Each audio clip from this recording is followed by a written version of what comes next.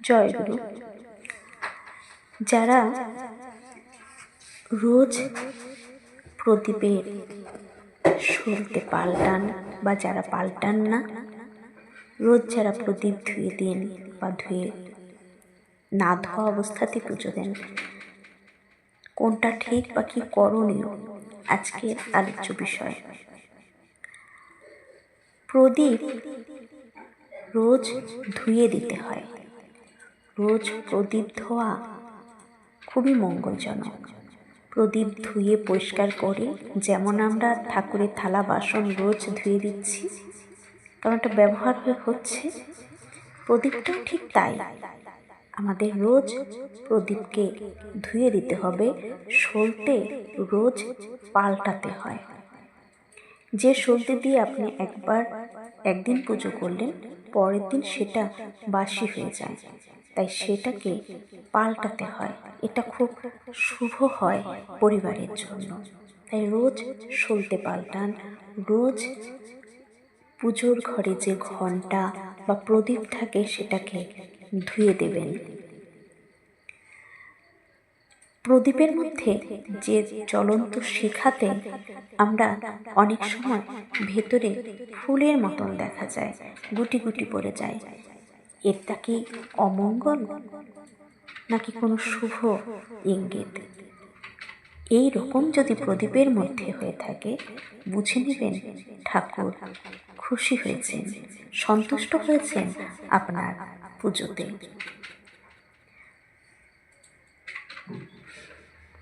তারপর প্রদীপ পাল্টানো।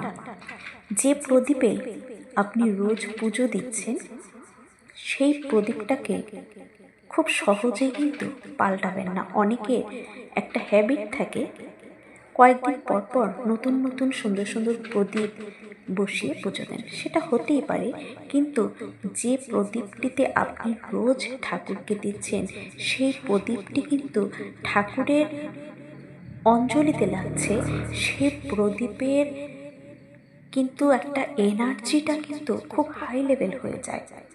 সেই প্রদীপের মধ্যে যদি আপনি নিজের মনস্কামনা কিছু থাকে, সে প্রদীপ ধরেও যদি বলেন, তাতেও কিন্তু শুভ ফল পাওয়া যায়।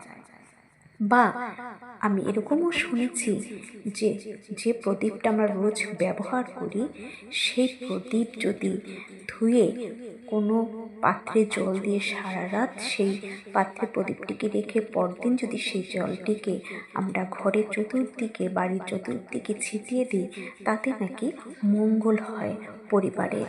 ঘরের থেকে বিভিন্ন নেগেটিভ এনার্জিগুলো দূর হয়ে যায়। তাই প্রদীপকে সহজে কখনোই চেঞ্জ করবেন না। একটা প্রদীপকে 10 বছর, 15 বছর, 20 বছর আমরা ব্যবহার করতেই পারি।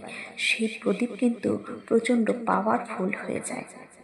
তাই প্রদীপকে মাঝে মাঝে কখনোই চেঞ্জ করবেন না। একটি প্রদীপকে ব্যবহার করুন যতদিন পর্যন্ত করা যেতে পারে।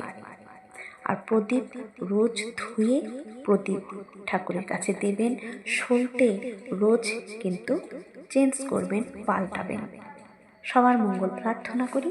জয় গুরু।